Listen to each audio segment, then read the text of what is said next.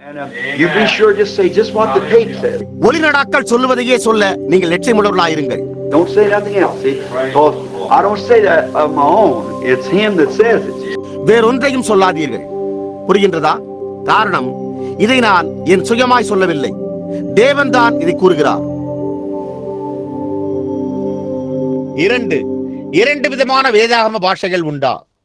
தனி ஜபத்தில் பேசப்படும் பாஷைக்கும் சபையில் அர்த்தமுரைப்பதற்கு பேசப்படும் பாஷைக்கும் வித்தியாசம் உண்டா?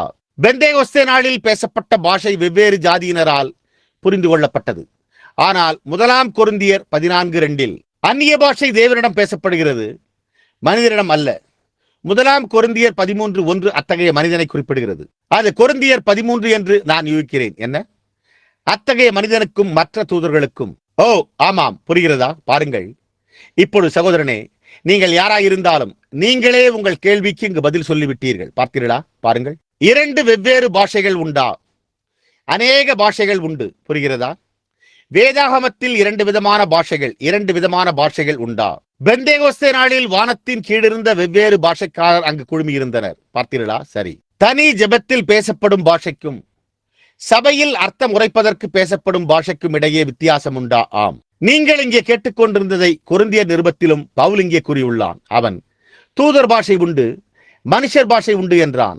இப்பொழுது தூதர் பாஷை என்பது ஒரு மனிதன் அவரிடம் ஜெபித்துக் கொண்டிருக்கும் போது தனிமையில் தேவனிடத்தில் பேசுவதாகும். ஆனால் அவன் சபையில் ஒரு பாஷையை பேசும்போது அது சபையின் பக்தி விருத்திக்காக அர்த்தம் உரைக்கப்பட வேண்டும். அந்நிய பாஷையில் பேசுகிறவன் தனக்கே பக்தி விருத்தி உண்டாக பேசுகிறான். ஆனால் பேசுகிறவன் தீர்க்க தரிசனம் சொல்லுகிறவனோ சபைக்கு பக்தி விருத்தி உண்டாக பேசுகிறான். எனவே அவன், நான் சபையிலே அந்நிய பாஷையில் 10,000 வார்த்தைகளை பேசுகிறதிலும் மற்றவர்களை உணர்த்தும்படி என் கருத்தோடு 5 வார்த்தைகளை பேசுகிறதே எனக்கு அதிக விருப்பமாயிருக்கும் என்றான். அப்பொழுது அது தீர்க்க தரிசனமாக உரைக்கப்பட்டு பக்தி விருத்தி உண்டாக்குகிறது. நான் என்ன கூறுகிறேன் என்று புரிகிறதா? இப்பொழுது 2 வெவ்வேறு பாஷைகள் உண்டு. அது மனுஷர் பாஷை, தூதர் பாஷை. புரிகிறதா? பவுல், நான் மனுஷர் பாஷைகளையும் தூதர் பாஷைகளையும் பேசினாலும் என்றான். பாருங்கள், மனுஷர் மற்றும் தூதர் இவ்விரண்டுமே, அந்த 2 பாஷைகளுமே முடியாத ஒன்று.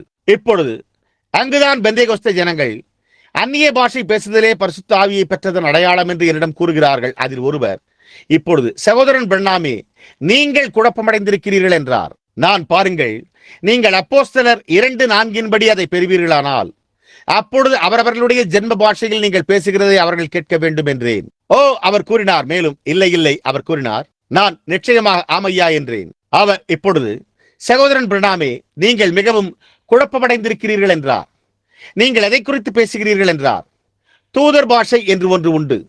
அது பரிசுத்த ஆவி, தூதன் இறங்கி வந்து உங்களினூடாக பேசுவது என்றார். இப்பொழுது அது நன்றாக தொனிக்கிறது. பாருங்கள், அதில் நிறைய சத்தியம் உள்ளது போல அது தொனிக்கிறது. ஆனால் அது முற்றிலும் சத்தியம் அல்ல. சாத்தான் ஏவாளிடம் நீங்கள் நிச்சயம் சாவதில்லை என்று கூறின போது அவன் அவளிடம் நிறைய சத்தியத்தை கூறினான். ஆனால் அது சத்தியம் அல்ல. புரிகிறதா?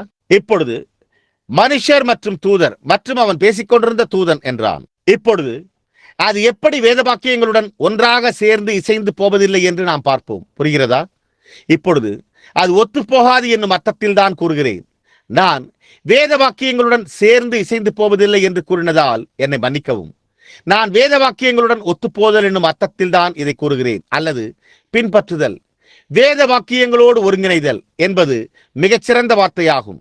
இப்பொழுது தூதர் பாஷைகளை பேசுகிற மனிதன், அவன் அதுதான் பரிசுத்த ஆவியின் பாஷை என்று கூறுகிறான். அவன், இப்பொழுது நாம் அவர்கள் பரிசுத்த ஆவியை பெற்றுக்கொள்ளும் போது என்றான். நான் அதை எப்பொழுது, எங்கே பெற்றுக்கொண்டீர் என்று கேட்டேன். பாருங்கள், அவர் பெற்றுக்கொண்ட இடத்தையும் எந்த மணி நேரம் எந்த நிமிடம் என்பதையும் எனக்கு தெரிவித்தார். அவர் என்ன செய்தார் என்பதை நான் சந்தேகிக்கவில்லை. புரிகிறதா? நான் அவருக்கு நியாயாதிபதி அல்ல. புரிகிறதா? அவர் அங்குதான் நான் அதை பேசினேன் என்றார்.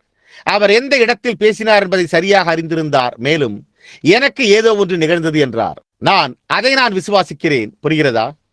ஆனால் நீங்கள் பரிசுத்த ஆவியை பெற்றுக்கொண்டதன் அடையாளம் இன்னமும் அதுவல்ல என்றேன். ஓ ஆமாம், அவரோ அதுதான் அது என்றார்.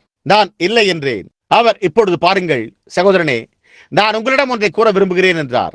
நான் உங்களுடைய கூட்டத்தில் இருந்த ஜனங்கள் நீங்கள் பரிசுத்த ஆவியை பெற்றுக்கொண்டதாக கூறும் அந்த இந்தியானா போலீஸ் சபையில் இருந்தவர்கள் நீங்கள் உயிர்த்தெழுதலை குறித்தும் தேவனுடைய வல்லமையை குறித்தும் இன்னும் மற்றவைகளை குறித்தும் பேசினதை அந்த ஜனங்கள் ஆங்கில பாஷையில் கேட்டனரா என்றேன். அதற்கு அவர், ஏன் இல்லையே, நான் அந்நிய பாஷையில் பேசினேன் என்றார். நான், அப்படியானால் நீங்கள் அப்போஸ்தலர் 2:4 அதை பெற்றுக்கொள்ளவே இல்லை. ஏனெனில் அங்கிருந்த ஒவ்வொருவருக்கும் ஒரு வார்த்தையும் கூட அறியப்படாமல் இருக்கவில்லை. நம்மில் அவரவர்களுடைய ஜென்ம பாஷைகளிலே இவர்கள் பேச கேட்கிறோமே என்றேன். ஓ, அவர், சகோதரன் பிரணாமே, நீங்கள் எங்கு குழப்பமடைந்திருக்கிறீர்கள் என்பதை இப்பொழுது காண்கிறேன் என்று கூறினார். அவர், நீங்கள் பாருங்கள் என்று கூறி அவர், தூதர் பாஷை என்று ஒன்று உண்டு, நீங்கள் பரிசுத்த ஆவியை பெற்றுக் கொள்ளும் போது என்று கூறி, அப்பொழுது நீங்கள் அந்த பாஷையில் பேசுகிறீர்கள். அதற்கு யாரும் அர்த்தம் உரைக்க தேவையில்லை. அது பரிசுத்த ஆவியானவர் பேசுவதாகும். புரிகிறதா? ஆனால் அதன் பின்னர் உங்களுக்கு அந்நிய பாஷை பேசும் வரம் ஒன்று உண்டு, அதற்கு அர்த்தம் உரைக்கப்பட வேண்டும் என்றார். நான், அப்படியானால் நீங்கள் தலைகீழாக இதை புரிந்து கொண்டுள்ளீர்கள். பெந்தேகோஸ்தே நாளில் அவர்கள் அதை தலைகீழாக பெற்றுக் கொண்டார்கள். அவர்கள் பரிசுத்த ஆவியை பெற்று அந்நிய பாஷைகளில் பேசுவதற்கு முன்பு எல்லோரும் அறிந்து கொள்ளக்கூடிய பாஷையில் அவர்கள் பேசினார்கள் என்றேன். புரிகிறதா? எனவே உண்மையாகவே அது 2 விதமான பாஷைகள் உண்டு. தூதர்களின் பாஷை, அது மனிதன் பரிஜபத்தில் எங்கோ ஒரு இடத்தில் தேவனிடத்தில் பேசுவது. தூதர் பாஷையில் தேவனிடத்தில் பேசுவதாகும். இப்பொழுது நடந்த ஒரு சம்பவத்தை நான் உங்களிடம் கூற முடியும், ஆனால் எனக்கு நேரமில்லை. உங்களுக்கு ஞாபகம் உள்ளதா? வேத பண்டிதர் அலெக்சாண்டரின் இடமாகிய சியோன் என்னும் இடத்தில் அந்த ஸ்திரீ அங்கே அரங்கத்துக்கு வந்திருந்தது. அங்கு நான் சென்றிருந்தது உங்களுக்கு ஞாபகம் உள்ளதா? அந்த கூட்டத்துக்கு என்னை கொண்டு செல்ல பில்லி வந்திருந்தான். நான், பில்லி, திரும்பி போய்விடு என்றேன். மேலும் நான், அவன், நீங்கள் எதை குறித்து அழுகிறீர்கள்? யாராயிலும் இங்கு வந்திருந்தார்களா என்றான். அதற்கு நான், இல்லை ஐயா, நீ திரும்பி போய் சகோதரன் பாக்ஸரிடம் இன்றிரவு பிரசங்கிக்கும்படி கூறிவிடு என்றேன். மேலும் நான் தரையில் முழங்காற்படியிட்டு, கர்த்தாவே, என்னோடுள்ள காரியம் என்ன என்று நான் கேட்டேன். அப்பொழுது திடீரென்று யாரோ ஒருவர் கதவண்டையில் வேறொரு பாஷையில் பேசுவதை நான் கேட்டேன். அப்பொழுது நான் நினைத்தேன், அது ஜெர்மன் பாஷையா இருந்தது. மேலும் நான், சரி, அந்த நபர் அவரிடத்திற்கு வந்து என்று நான் நினைத்தேன். நான் ஜெபம் செய்வதை நிறுத்திவிட்டு, உங்களுக்கு தெரியுமா, அங்கு இந்த விதமாக நின்று கொண்டு அவர் பேசுவதை உற்று கேட்டேன். மேலும் நான், சரி, அந்த நபர் எப்படி அதை புரிந்து கொள்வார் என்று நினைத்தேன். ஏனெனில் அந்த விடுதியை நடத்தி வந்த மனிதனை எனக்கு தெரியும். உங்களுக்கு தெரியுமா, அது நகரத்தை விட்டு சுமார் 5 மைல் தூரத்தில் உள்ளது. நான் அங்கிருந்து சுற்றிலும் அநேக ஜனங்கள் இருந்தபடியால் அந்த ஒரு சிறு பட்டணத்தை விட்டு வெளியே செல்ல வேண்டியதாக இருந்தது. நான், சரி, இது விசித்திரமாய் உள்ளது என்றேன். மேலும் நான், அங்கே, நல்லது, நீ என்ன, அந்த நபர் மூச்சு விடாமல் பேசுகிறதை கேட்டாயா என்று கேட்டேன். பாருங்கள், நான் அதை சிந்தித்துக் கொண்டிருந்தேன். அவர் அப்படி வேகமாக பேசிக் கொண்டிருந்தாரே. பாருங்கள், நான், சரி, அதாவது ஏன் அது நானா இருந்தது என்பதை அறிந்து கொண்டேன். எனவே நான் உண்மையாகவே அமைதியாக இருந்தேன். பாருங்கள், எதையும் கூறவில்லை. அப்படியே உண்மையாகவே இன்னமும் அமைதியாயிருந்தேன். சிறிது கழித்து அவர் பேசி முடித்தார். மேலும் அவர் முடித்தபோது நான் ஒரு சேனையின் வழியாக ஓடி மதிலை தாண்ட முடியும் என்பது போன்று உணர்ந்தேன். நான் வெளியே சென்றேன். அப்பொழுது பில்லி வாசலை விட்டு வெளியே போய் கொண்டிருந்தான். அப்பொழுது நான், ஒரு நிமிடம் நில் என்று அவனை நோக்கி கூச்சலிட்டேன். அவன் திரும்பி வந்தான். அவன் ஒரு குளிர்பானத்தை குடித்துக் கொண்டிருந்தான். அப்பொழுது அவன், அப்பா, என்ன விஷயம் என்றான். நான், ஒரு நிமிடம் நில், ஒரு நிமிடம், உன்னுடன் நான் வருகிறேன் என்றேன். நான் என் முகத்தை வேகமாக கழுவினேன். அவன், என்ன விஷயம் என்று கேட்டான். கூட்டத்துக்கு செல்லும் விஷயத்தில் என்னுடன் பேசி எந்த பயனும் இல்லை என்று அவனுக்கு தெரியும். அவன், என்ன விஷயம் என்றான். நான், ஒன்றுமில்லை, ஒன்றுமில்லை, ஒன்றுமில்லை, ஒன்றுமில்லை, கூட்டத்துக்கு போகலாம் என்றேன். நாங்கள் கூட்டத்துக்கு சென்றோம். அங்கு சகோதரன் பாக்ஸர் உட்கார்ந்து கொண்டு என் ஆத்துமாவுக்கும் இரட்சகருக்கும் இடையே ஒன்றுமில்லை என்னும் பாடலை வாசித்துக் கொண்டிருந்தார். அவர் உள்ளே வந்தார். அவர், நீங்கள் வரமாட்டீர்கள் என்று நினைத்தேன் என்றார். நான் என்றேன். மேலே சென்று பிரசங்கிக்க தொடங்கினேன். நான் பிரசங்கித்த போது கிட்டத்தட்ட பிரசங்கித்து முடிக்கும் தருணத்தில் அந்த பெரிய அரங்கத்தின் பின்பக்கத்தில் அங்கே யாரோ பேசிக் கொண்டிருப்பது போன்று சத்தம் கேட்டது. அவர்கள் ஒலிபெருக்கி தொடர்பை அங்கே பின்னால் வரைக்கும் கொண்டு சென்றனர். அங்கு ஒரு ஸ்திரீ இடைநடை பிரகாரத்தில் மேலும் கீழும் நடந்து தன்னால் முடிந்த வரைக்கும் கூச்சலிட்டுக் கொண்டிருந்தாள். பார்க்க போனால் அவளுக்கு காசநோய் இருந்தது. அவள் ட்வின் சிட்டிஸ் செயின்ட் பால் நகரத்தை விட்டு புறப்பட்டு வந்திருந்தாள். நோயாளி ஊர்த்தி அவளை கொண்டு வர மறுத்துவிட்டது. ஏனெனில் அவளுடைய நுரையீரல்கள் வெடித்துவிடும் என்று அவர்கள் பயந்தனர். மருத்துவர், என்னவோ அவளுடைய நுரையீரல்கள் தேன்கூடு போல் ஆகிவிட்டது என்று கூறியிருப்பதோடு, அது உடைந்தால் அவள் இறந்து போவாள், அவ்வளவுதான் என்றும் கூறிவிட்டார். சில பரிசுத்தவான்கள் பண்டைய 38 மாதிரி செவர்லே காரை கொண்டு வந்து பின்னாலுள்ள இருக்கையை நீக்கிவிட்டு அங்கு படுக்கை போல் ஒன்றை உண்டாக்கி அவளை அதில் படுக்க வைத்து காரை சாலையில் ஓட்டிக்கொண்டு வந்தார்கள். மேலும் மேடு போன்ற ஒரு இடத்தின் மேல் கார் ஏறி குலுக்கல் ஏற்பட்ட போது அவளுக்கு இரத்த கசிவு ஏற்பட ஆரம்பித்தது. அவள் இரத்தத்தை வெளியே கக்கத் தொடங்கினாள். மேலும் அவள் அந்த இரத்தம் அவளுடைய மூக்கின் வழியாக அந்த விதமாக வெளியேறி கொண்டிருந்தது. அவள் பலவீனமடைந்து கொண்டே வந்தாள். முடிவில் அவள் காரில் இறக்க விருப்பமில்லை. அவள் காரை நிறுத்த சொல்லி ஒரு புல்தரையில் தன்னை கிடத்தும்படி கூறினாள். அவர்கள் அவளை வெளியே தூக்கி புல்தரையில் கிடத்தினர். அவர்கள் எல்லோரும் அவளை சுற்றி நின்று கொண்டு ஜெபித்துக் கொண்டிருந்தனர். அப்பொழுது திடீரென்று அவள் மேல் ஏதோ ஒன்று பட்டதாக அவள் கூறி எழுந்து நின்றாள். அவள் தன்னால் இயன்றவரை உறக்க சத்தமிட்டுக் கொண்டே சாலையில் பயணம் செய்ய தொடங்கினாள். இதோ அவள் சபையில் அந்த நடைப்பிரகாரத்தில் மேலும் கீழுமாக நடந்தாள். அப்பொழுது நான், சகோதரியே, அது நடந்தது எத்தனை மணிக்கு என்று கேட்டேன். பரிசுத்த ஆவியானவர் என் மூலம் பேசின அதே மணி நேரத்தில் அது நடந்தது. அது என்ன?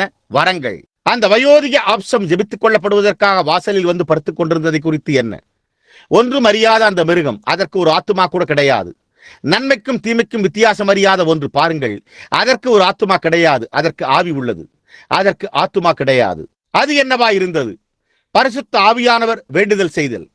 தேவன் ஒரு வரத்தை பூமிக்கு அனுப்பினார். பரிசுத்த ஆவியானவரால் மேலும் காத்திருக்க முடியவில்லை. எனவே அவர் வந்து என்னை ஆட்கொண்டு அவரே அந்த விதமாக பேசத் தொடங்கி அவரே வேண்டுதல் செய்தார். நாங்கள் நேரத்தை ஒப்பிட்டு பார்த்தபோது அதே நேரத்தில் அவர்கள் அவளை புல்தரையில் கிடத்தி என்ன நேரத்தில் அது நடந்தது என்று காண விரும்பினர். ஏனெனில் அவள் மரித்துக் கொண்டிருந்தாள் என்பதை அவர்கள் அறிந்திருந்தபடியால் அவள் எந்த நேரத்தில் மரித்து போனாள் என்று அவர்கள் கூற வேண்டும். பரிசுத்த ஆவியானவர் என்மேல் இறங்கி அந்த வார்த்தைகளை உரைத்து வேண்டுதல் செய்த அதே நிமிடத்தில் அவள் சுகமடைந்தாள். வேண்டுதல், வார்த்தைகள், அவைகளை புரிந்து கொள்ள முடியாது. பாருங்கள், அந்த விதமாக வேண்டுதல் செய்தார். அதுதான் பரிசுத்த ஆவியானவர் பேசுதல். அதை நான் புரிந்து கொள்ள வேண்டிய அவசியமில்லை. பாருங்கள், எனக்கு புரியவில்லை. அது அவளுடைய தூதனாக இருக்கலாம். இன்னும் ஒரு சில நிமிடங்களில் அதற்கு நாம் வரப்போகிறோம். பாருங்கள், அந்த தூதன் அங்கே வந்து அந்த செய்தியை அளித்திருக்கலாம். நீங்கள் பாருங்கள், இப்பொழுது அது சரி. 2 விதமான பாஷைகள் உண்டு. அவைகளில் ஒன்று, ஏதாகிலும் கேள்வி உண்டா? சரி. தேவன் என்ன உரைத்துக் கொண்டிருக்கிறார் என்பதை அறிந்து கொள்ள முயலுதல். நீங்கள் பாருங்கள், இப்பொழுது நான் சகோதரன் ஸ்டிக்கர் அந்த விஷயத்தில் அதை குறித்து சிந்திக்க முயற்சி செய்யாதீர்கள். பாருங்கள், பரிசுத்த ஆவியானவர் பேசுவதற்கு விட்டுக் கொடுங்கள். அது என்னவென்று புரிந்து கொள்ள முயற்சி செய்யாதீர்கள். பாருங்கள், ஏனென்றால் தொடர்ந்து உங்களை பரிசுத்த ஆவிக்கு முழுவதுமாக சமர்ப்பியுங்கள். புரிகிறதா? ஏனென்றால் நீங்கள், ஹே, நீர் என்ன கூறிக்கொண்டிருக்கிறீர் என்று கேட்க முயற்சித்துக் கொண்டிருக்கிறீர்கள். புரிகிறதா? ஹே, நீர் என்னிடமா பேசிக் கொண்டிருக்கிறீர்? ஹோ, நீங்கள் பாருங்கள், அவர் புரிந்து கொள்ள முயற்சிக்கிறார்.